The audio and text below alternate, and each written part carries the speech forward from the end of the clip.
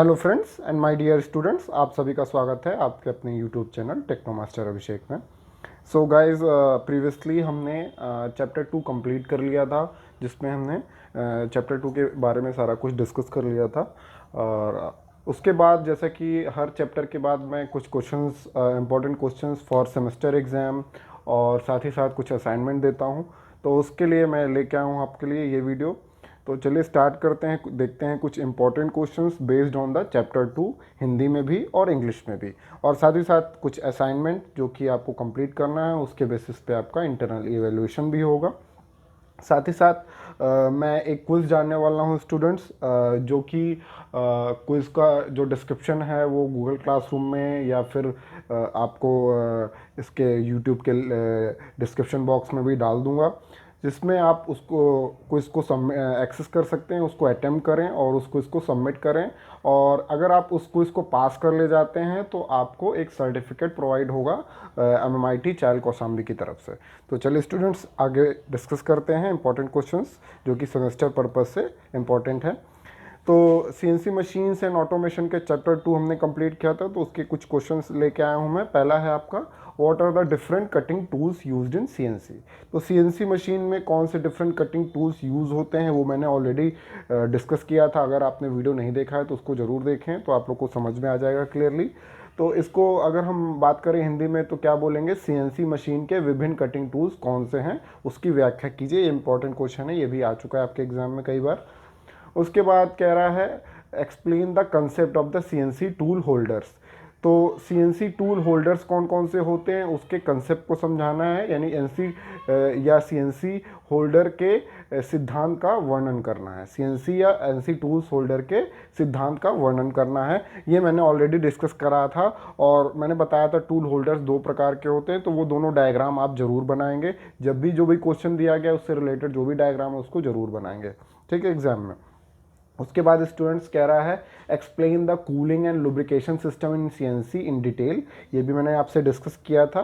तो कूलिंग और लुब्रिकेशन यानी स्नेहन और शीतलन प्रणाली को विस्तार से समझाइए, यानी कि आपके मशीन टूल्स को या NC मशीन टूल्स को कूलिंग और लुब्रिकेशन की क्या ज़रूरत पड़ती है वो मैंने ऑलरेडी आपको डिस्कस किया था प्रीवियस वीडियो में। तो अगर वो आपने अच्छे से देखा है तो उसको अच्छे से अटेम्प्ट कर पाएंगे, अपनी लैंग्वेज में लिख सकते हैं। तो जैसे मैंने पॉइंट वाइज लिखवाया है वैसे ही आपको एग्जाम में भी राइट करना है to get the good marks.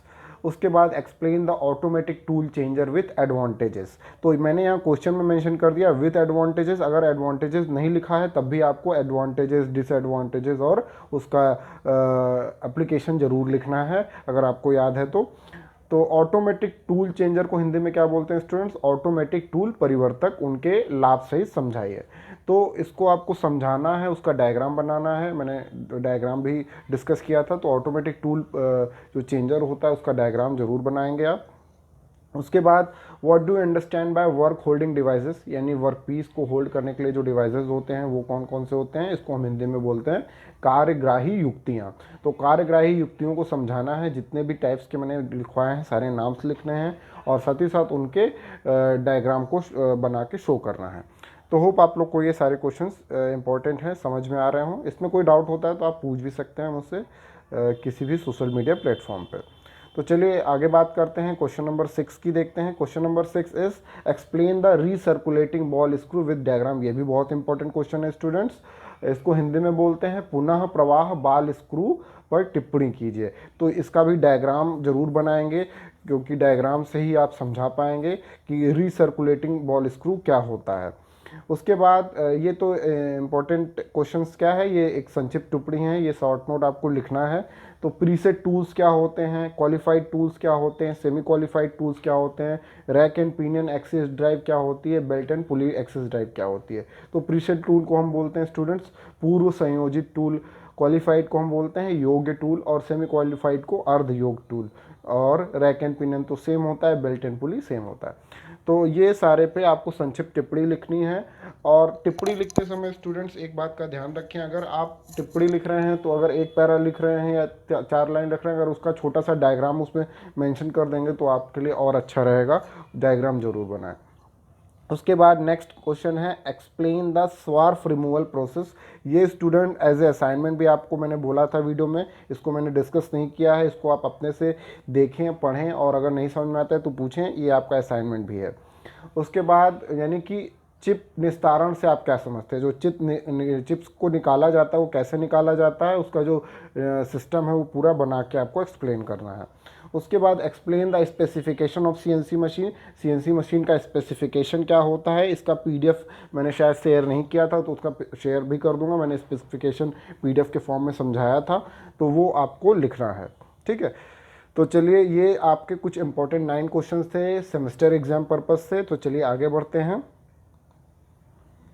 Assignment number 3 that is निम्न पर सब संक्षिप्त टिप्पणी लिखिए। तो ये आपका असाइनमेंट नंबर 3 है जिसमें 3 क्वेश्चन हैं। पहला क्वेश्चन है स्टूडेंट्स निम्न पर संक्षिप्त टिप्पणी लिखिए। तो ये सारे जो मैंने पॉइंट्स बताए हैं उन सारे पे आपको संक्षिप्त में टिप्पणी लिखनी है। पूर्व संयोजित टूल क्या होता है, योग्य टूल क्या होते हैं, अर्ध योग टूल क्या होता है, rack and pinion axis drive या अक्ष ड्राइव क्या होता है, बेल्ट एवं पुली अक्ष ड्राइव यानी belt and pulley axis drive क्या होता है, चिप निस्तारण से आप क्या समझते हैं, मैंने बोला था ये आपको असाइनमेंट है। उसके साथ ही सीएनसी मशीन विनिर्देश क्या होते हैं, इसका मतलब सीएनसी मशीन स्पेसिफिकेशन क्या होता है उसको आपको समझाना है डिटेल में। तो इसका पीडीएफ मैंने नहीं डाला था स्पेसिफिकेशन का, वो मैंने आपको शो किया था वीडियो में, तो उसको भी मैं पोस्ट कर दूंगा होप। और साथ ही साथ ये जो चैप्टर 2 का सारा मटेरियल है वो भी मैं पोस्ट कर दूंगा पीडीएफ के फॉर्म में, क्योंकि चैप्टर कंप्लीट हो चुका है। उसके साथ ही साथ अब नेक्स्ट 1-2 दिन में मैं आपको क्विज़ भी दे दूंगा, तो आप उसको क्विज़ को अटेम्प्ट करें, अच्छे से अटेम्प्ट करें, जिसका मिनिमम मार्क्स आई थिंक 60 या 70% होगा। अगर आप 60-70% पासिंग मार्क्स लाते हैं क्विज़ में, वो ऑप्शनल होगा, बहुविकल्पीय प्रश्न होंगे, 4 ऑप्शन होंगे, उसमें आपको टिक मार्क करना है। और उसमें आप अगर 60 या 70% जो भी मैं कट ऑफ रखूँगा, तो उसके हिसाब से आप जितने 60 या 70% से ज़्यादा मार्क्स लाते हैं उसमें, तो आपको एक सर्टिफिकेट प्रोवाइड किया जाएगा Mahamaya polytechnic of information technology Kaushambi की तरफ से, ठीक है स्टूडेंट्स। और वो आपको विद इन 5 मिनट्स आप अगर क्वालिफाई करते हैं तो आपके ईमेल पे डिजिटल सर्टिफिकेट आपके ईमेल पे चला जाएगा। तो होप आप लोग को समझ में आ गया है, और इसको समझ में आ गया तो लाइक शेयर सब्सक्राइब करना ना भूलें। और सारे इंपॉर्टेंट क्वेश्चन जितने भी मैं बता रहा हूँ चैप्टर वाइज, चैप्टर के एंड होने पे उसको नोट करते जाइए, उसका एक क्वेश्चन बैंक बन जाएगा आपका, और ताकि आपके एग्जाम पर्पज से बहुत ही अच्छा रहेगा। और साथ ही साथ जब ये सारे चैप्टर्स कंप्लीट हो जाएंगे तो इन सब का मिश्रण भी आपको मैं दे दूंगा एक मॉडल क्वेश्चन पेपर के फॉर्म में, तो आप उसको अटेम्प्ट कर सकते हैं।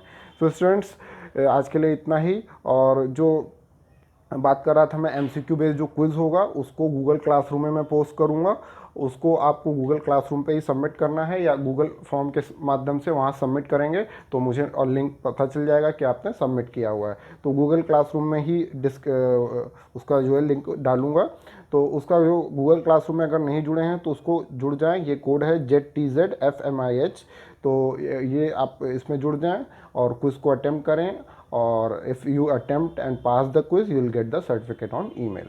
सो स्टूडेंट्स घरों पे रहें, प्रोडक्टिव करते रहें, इस ऐसे सारी जो भी क्विज़ आती हैं उसको क्विज़ को अटेम्प्ट करते रहें और आपको सर्टिफिकेट मिलते रहेंगे, आपके लिए आगे के लिए बेनिफिशियल होगा। तो स्टूडेंट घरों पे रहें, सुरक्षित रहें, पढ़ाई करते रहें, एग्ज़ाम के डेट्स आ गए हैं तो पढ़ाई करते रहें। Thank you for watching.